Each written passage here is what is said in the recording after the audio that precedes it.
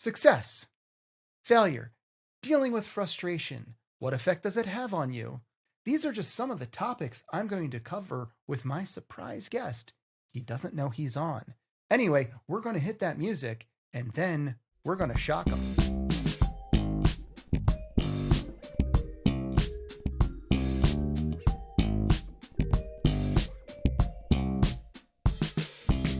Joining me now is Kirk Turnbull of the band QFX, the band that has been moving your feet for over 30 years, and he's here to move his mouth and share with us the stories of his struggles with both weight loss and mental health.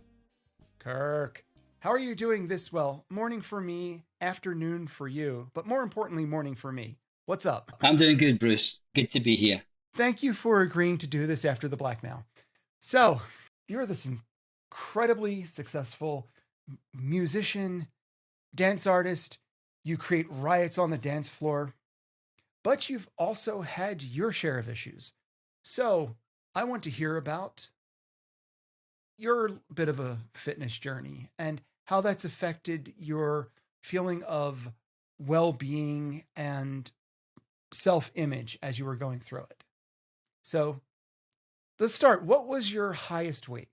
Oh, probably around about 100 kilograms. So, pretty high. High, yeah. That would be about 220 pounds. I think so. Yeah, yeah. Maybe a little bit more. But I mean, when I was younger, I was always reasonably fit because I did a lot of cycling. I was a professional BMXer actually for about 3 years. So I always kept really fit. And then when I started to get in the music industry, I was still pretty fit to start with. But the problem I had was I was in a band with like really young guys. I was mid 20s, just about mid 20s, and they were kind of 17, 18, and they were very much a lot fitter than I. So we used to, I think once the band became well known and I started to kind of maybe not be as fit as I used to be, they used to always kind of take the mic over, extract the urine from me. And they would say, "Oh, come on, Pundy, get in here." And I wasn't actually looking back at the videos I've seen, I wasn't actually that out of shape. But I don't know, psychologically, I think weight has a lot to do with psychology. And it made me kind of self-conscious my whole life after that. I would be, you know, s- struggling, and you were on the road, so you were always munching, eating. And one thing I found was when I drove, you know, 400 miles a day, do the show and then come home and it's 4 in the morning. The only thing that would keep you going would be filling your face with crap and energy drinks and things like that. And it had a severe toll on my weight for a long time. And my struggle was always, not eating correctly and not eating at the right times and the psychology of, these guys are saying I'm fat when probably I wasn't that fat, I wasn't that overweight, but deep down psychologically, I did think that. One of the ways I gained a lot of my weight, certainly initially, was because I was working a job that I found very, very stressful. And any resolve that I would have, if there was a certain stress point that went over, boom, eating because of the comfort for it. How stressful was being in this band, being around these guys who apparently were to some degree teenage idiots and potentially just assholes as human beings? Bandmates, when you're in a band, the one thing I do know is it's yes, it's a professional, it's supposed to be a professional relationship, but basically it's sort of like having multiple marriages happening all at once that are one big marriage and then lots of little marriages all intersecting, and it's just this pile of personalities that goes together like cats trying to fight their way out of a wet paper bag. Yeah. I mean, the thing about me was I knew from the word go that I was the boss. I was the boss of the band. There was never any doubt. I wrote the music, I produced the music, I booked the gigs, I did all the shit that had to be done along with my manager. You had the bat. Yeah. So I couldn't drop it. I couldn't drop the ball at any point. I had to stay sober. I had to stay away from drugs. I had to make sure everything worked. I had to make sure people turned up on time. So yeah, it was very stressful, and I suppose that could have had a lot to do with the weight and the anxiety. But at the time, I wouldn't say I was very stressed, but I would say that my temperament was hellish. I mean, I was like a being from hell that got unleashed every now and again when somebody pissed me off, and I regret that to this day. I think I could have been a much better human being for the first 15 years of my life if I hadn't had as much to think about and concentrate. Well, in fairness, also, it's you are now have years of experience, years, and at the time that, regardless of the level of talent you would have had, that was the learning phase. Certainly, you wanted to. I don't know if this is the case for you, but I think it is for a lot of people. You wanted to make music. And usually, in making music, when you first start, the thought of all the logistical stuff that has nothing to do with the creative process that somebody has to be on top of suddenly is in your lap. It's understandable that you'd have a little bit of a look. I'm doing all this stuff. Can you, at the very least, just turn up at 5 o'clock so we can get going? And then you've got to be the mother and you've got to track their ass down to get them there. Stuff like that. Yeah, I was pretty much well, I was lucky. I had a partner who she kind of was forced into running the band, and I was kind of like the evil overlord that was watching over things and making sure shit got done. But she got the brunt of it, and I regret that to this day. I wish I'd have been a better human being that way. But at the end of the day, people don't see it. They say, "Oh, you're a bad temper asshole," and I was like, "Well, I'm just trying to make sure that we get to that radio interview, we get to that show, we do that show, we pack the gear up, we get on the road, we drive safe, we get home, etc., etc." And it used to, I suppose that's where my temperament came from, and it took me a long time before I was like, "Whoa, let's just chill the fuck out and just be chill." How did you get to the point where you hit that, like, oh my God, I'm really, really a dick. I have to stop being this way. Yeah, yeah, I think it was. I mean, I would say 80% of the time I was probably great. And then the other 20% of the time, I was a super dick. I mean, if there was a superhero that was a dick, it was me. I was the guy. But Where's Kirk? There is no Kirk. It is super Super dick. Dick. Yeah. So I mean, I was just like, I think about 10 years into the band, I just had this wall, and myself, and it just said, you really need to shake yourself and change. And I did pretty much overnight. But was there a specific incident where it, like, just Wednesday happened and this thing happened on Wednesday, and afterwards you reflected back with, like, oh, something's got to change? Not that I can physically remember, or I think there was just a switch went on for some reason, and it maybe I'd had a blowout or something, or shouted at somebody, and I was just like, this isn't good, this isn't the way to be. This isn't how human beings should treat each other. And I would say a long time I was after that I had a good 5 6 years of just being completely chilled out and the opposite. Which has its own downfalls by being just totally laid back. I mean, I was never as laid back as I could have been, but I always still take the job as being, I was there to entertain people, and the band was there to entertain people. They weren't there to deal with me being a prima donna or any bullshit. So professionalism was always key for me, and to succeed in the industry, it took me a long time. And I remember speaking to the, the there was a very famous music show in the UK that we were on called Top of the Pops. Mm-hmm. The guy that produced it was a guy called Rick Blacksell, really famous TV producer and for producing Top of the Pops. And he came backstage, and he was like, "I'm really worried about you guys because, you know, you're Scottish, and the last few Scottish bands have been complete assholes, and we didn't want." He didn't want it, and to be honest, we actually made his life really easy, and we were really good, and I think that made a big difference, and that was all down to professionalism, and he hadn't seen that, I think, in a lot of the Scottish acts that came on the show, and I remember he phoned on the Monday morning after the show and said, thank you very much for being, exactly the opposite of what I expected, and I'd have you back on the show anytime, and I was ecstatic about that because everybody behaved themselves, everybody acted professional, and we all pulled together and did a great show.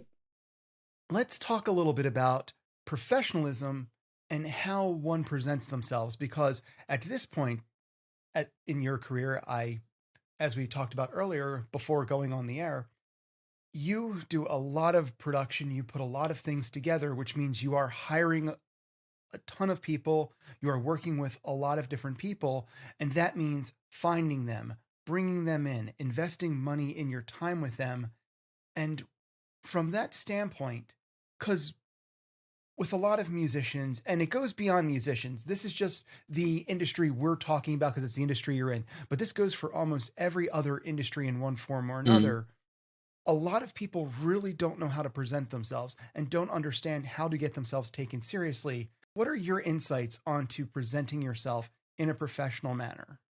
I always try to keep my feet planted firmly on the ground, and treat everybody with respect, and understand, that not everybody's the same, but at the same time, if somebody's hiring you in to do a job, you do that job to the best of your ability and you do it professionally.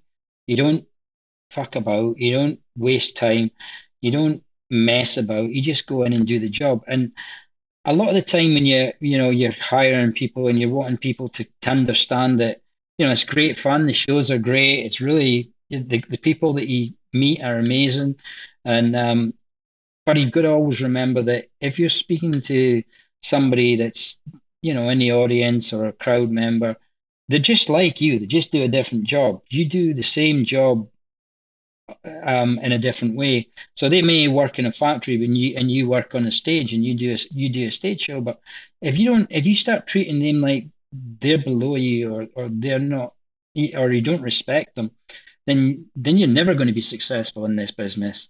And I think a lot of people in the music industry and the movie industry I think the music industry and the movie industry are the two worst industries in the world to work in.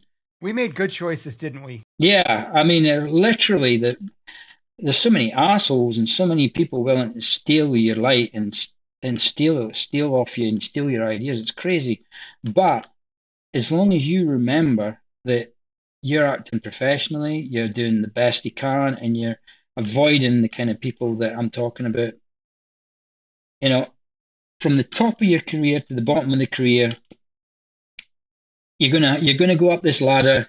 Somebody once said to me, "You're climbing a ladder, and remember, when you get to the top of that ladder, someday you're gonna have to come back down. So be nice on the way up, because when you come back down, the people that you've not been nice, they're going to remember it."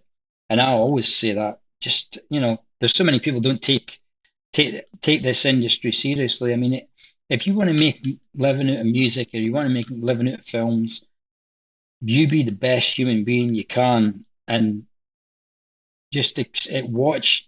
You know, it's so easy for somebody to say, if you sign this contract and forget about that person, you don't need to pay that person. We can work a contract. You're on the slippery slope. You're never ever going to succeed in this business, because it just takes one wrongdoing, one bad bit of publicity, and you're fucked. Literally. I mean, I think it's difficult for people to understand that, and the professionalism you have to be at the top of your game in any industry, especially the music industry and film industry, is, you know I don't know if I'd ever like to be in the film industry, like as an actor or something like that, because I think I'd be scared that I would say the wrong thing. I'd be too easy to piss people off, but I mean, I wouldn't be meaning it in a bad way, just the way I am. Usually, when people are asking for your opinion, they're not asking for your opinion, they're asking for your adoration. Mm, mm. Yeah. Yeah, they wanted to blow smoke up their ass. That's basically yeah. Whereas a genuine person that there's a genuine friend and cares roughly about what you do. They don't care whether you're going to shine them or not. They want it straight. And I think that's important. You need it straight because that's the thing. That's the part of growth. I am a big proponent of learning from your mistakes, being free to fail, but that comes with a couple painful realizations. And the first realization is if I'm asking you for your opinion, I need to take your opinion, accept it for what I asked for, and then not argue because I disagree with it. So, what did you think of my thing? Well, I felt you lost the thread in the story around here. What do you mean I lost the thread in the story? This led here, you just didn't see it. It's like if you tell a joke and people don't find it funny, you didn't tell a funny joke. It doesn't matter in the various ways in the theorem of how that could have been funny, it would have been funny. Mm. It is or it isn't. And if you ask somebody why and they tell you, you don't argue with them. And if you are arguing with them, you need to deal with the fact you need to argue with them because that's going to prevent you from being able to grow and improve. Yeah, I think it's very much you've got to be. I've often send out tracks to fellow musicians and friends and try to get a an honest feedback on the tracks so that because the funny thing was when I started writing and producing for QFX, we were out gigging every weekend. We were gigging Friday, Saturday, Sunday. We were doing 3 shows, 4 shows a week, sometimes 5 shows a week. So any music that I was creating, I could play it to a crowd, watch the crowd, see where it worked, where it didn't work, change it the next day in the studio, go back out the next night, play it again if it was working, keep that bit goes out. So the whole first album was written like that. It was played and tested. Now I don't have that luxury because I only do, on a good year without COVID, you'll do 30 shows. And now, you're doing 1, 2 shows a year at the minute. So you're having to rely on feedback and that from people that you trust. They're going to say, I think that's okay. I think you should change this, or you should change that. That to me is the best thing ever. Is just somebody just saying, look, your bass drum's crap. You want to change it. That bass sounds rubbish. Get rid of that. And then you can know that you can go back to that person the next time and say, you were perfectly right about that, and I take that criticism, and I appreciate those people that do tell it straight. I think when we originally started talking about this, we were talking about weight. So let's get back to your weight. Mm. So, first band, and it beforehand, you were a cyclist and you were ripped. And then out of this band and having to manage the band and have all the responsibilities of an adult when you weren't quite one yet, suddenly, I mean, you were early 20s, but really, who's an adult when they're in their early 20s? A bit of weight loss. Did this become a cycle throughout your life? Yeah. Did you find, and also did it permanently alter the way you viewed yourself emotionally? Um, yeah, I would say so. I mean, it was definitely a cycle. I mean, I would go up and down my weight. I would try every diet, and I would work out, and I'd spend time. I'd have a gym in the house, and I'd spend time in there. But I just liked food so much at the time that, I think I think it was the junk eating that was the problem. I mean, eating good food should never be an excuse for weight. If you eat the right food, the right kind of food, you should never have a problem with your weight.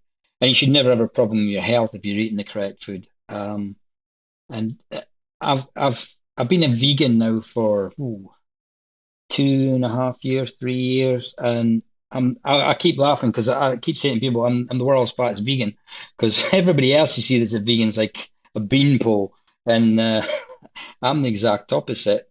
But I have, Look, corn chips are vegan, so yeah. I mean, the problem is, it's again, it's eating the wrong kind of foods. I mean, I don't eat meat, I don't eat dairy, but I do eat crap. I do eat potatoes and potato crisps and stuff like that. That's what kills anybody. And the odd bit of dairy-free chocolate. It's just that those are the things that really cause problems with people's weight and people's health. Is all the stuff that's crap for you, and it's all the crap that they put in it. So I spent years eating crap and drinking crap, and I mean, luckily I was never a smoker. I was never a drinker, so it kind of evened out. But you would see it. It would be peaks and troughs. You would go up and then you would come down, and you go up and then you come down. usually around an emotional event too. You can probably trace a lot of those back to everything was going well, then this disaster happened, and suddenly the pattern starts over. I think everybody's life is based around their weight is based around what goes on in their life. I mean, if you have a happy, fantastic life and you've not got too many problems, you're either going to be one or the other. You're going to be Some people are amazingly happy and eat like fuck and get fat, or some people are the exact opposite. They're really happy and they don't need to eat. And then you get the other side of the spectrum where there's people that are, you know, really unhappy and and they put on loads of weight. And then there's other people that are just they're opposite. They can't eat because there's never a kind of happy medium, a happy balance when it comes to staying healthy and staying fit. Um, I think the stresses of life cause everybody to put on weight. What I was going to say, part of with when you're eating, one of the big problems that I feel, and I do bring up on this podcast several times, is the increase of the use of fructose in general products, but certainly with high fructose corn syrup as a replacement for sugars. Now, having a lot of sugars isn't great, Mm. but the problem with having more fructose is every cell in your body can use glucose. Every cell. None of your organs, none of your cells can use fructose. The only thing that can utilize fructose is the liver. And what it does is it converts it to fat Mm. and stores it. And then, eventually it'll break it down. So if your diet is very, very full of fructose, stuff is just mainlining fat. So even when you're not overeating to a high degree, you're still converting half of what, like if it's table sugar, it's one part glucose, one part fructose. You can utilize half of the sugar, the table sugar, Yeah, immediately, and the other half gets converted to fat. yeah, Now with high fructose corn syrup, we're talking 60%.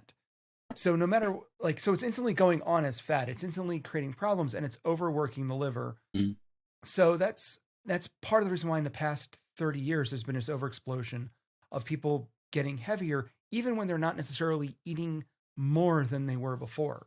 Yeah. I think a lot of it's to do with that. There's also the fact that there's so much crap in food, to processed food now, to keep it to give it a longer Right. shelf life, to make it there's far too many metals in food nowadays. And if you look at the products that have got metals in it, and metals are not good for the body. So I think that is half the problem, is what's in our food is generally, even if you're eating reasonably well. I mean, if you're eating farmed organic food, then you've got a much better chance than you have of eating processed food and rubbish. And just I think that's going to kill everybody's diet. I think if everybody was to get healthier and eat healthier, it would make a huge difference to the world. We wouldn't. The problem is, are we overpopulated? Is there too many people? Is there too many people overweight? Is there too many people um, not looking after their health? I think the answer is yes. There is too many people that are overeating and not looking after their health, and that snowballs everywhere. It has an effect from the bottom right up to the top.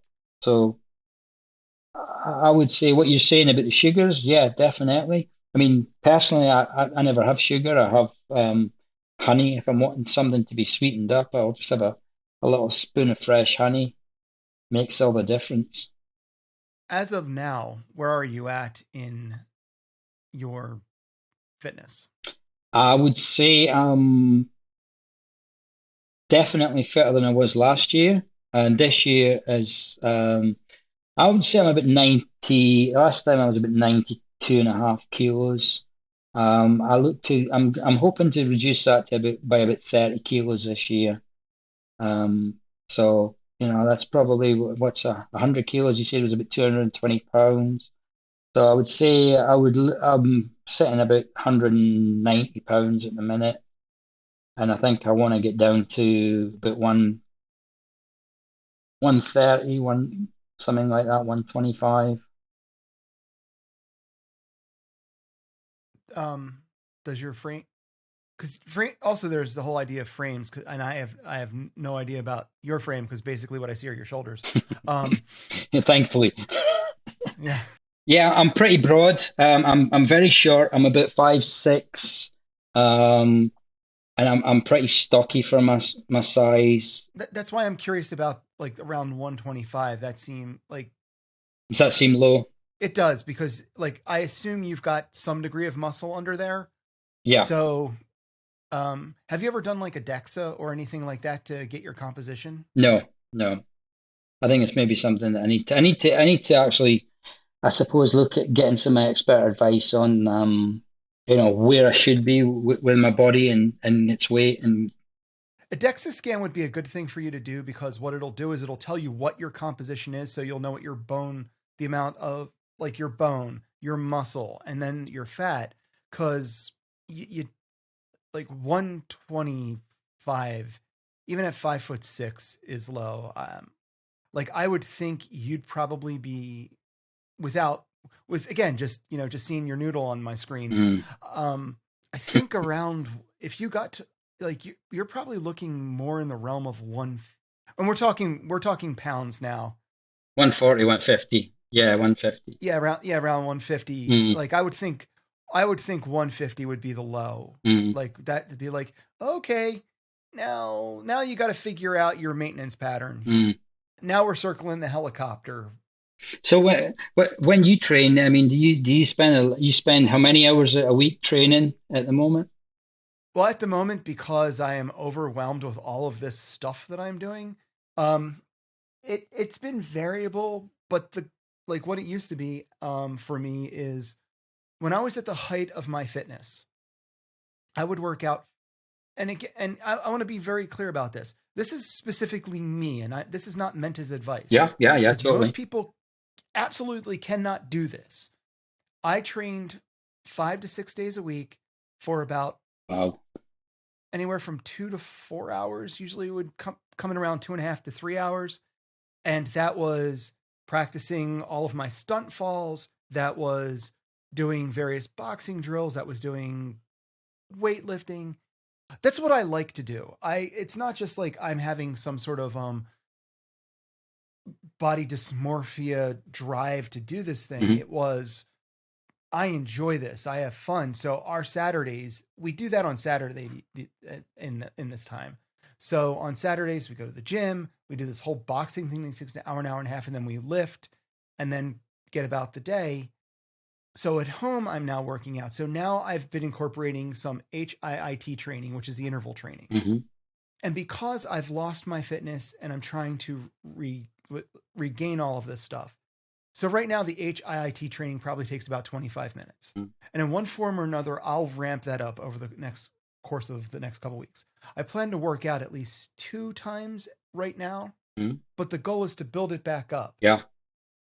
So in kind of closing this all down, do you have, not just for fitness, but since you're obscenely successful, do you have, what are your advice or thoughts that you might have to share with, you know, the average person out there who maybe has a dream that they're not pursuing or has a hang up of some kind, be it fitness related, emotional related, or even situational related?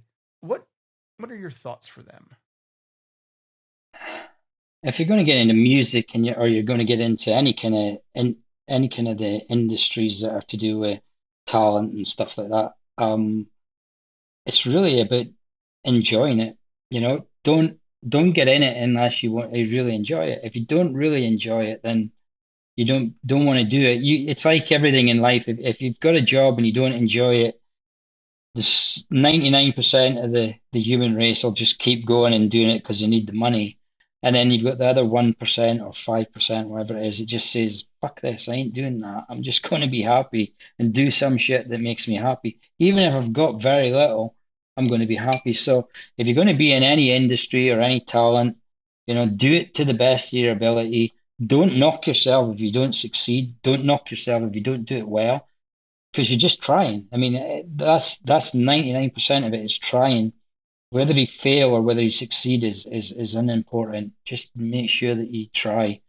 Um, Everything in life is about trying, whether it's getting out of bed in the morning or not eating that hamburger and having that banana instead. And, everything's about trying and just believing in yourself and being happy with the results. I mean, it's the same with weight. You can be really happy and be really, overweight, but I think people get to a point when the weight gets too much that deep down they might be happy on the outside, but inside they can feel there's something not right. So yeah, just be happy and enjoy what you're doing. And even if you have to do it as just a part-time thing, for the majority of your life, just be happy doing it. I mean, I know some people that have been great talent and amazing writers and songwriters and producers, and just life's just taken them away from that which they were really great at. And it makes me really sad to see people that, have got talent and not getting to use it. I had a friend who wanted nothing more than to be a guitar player, and that was his passion.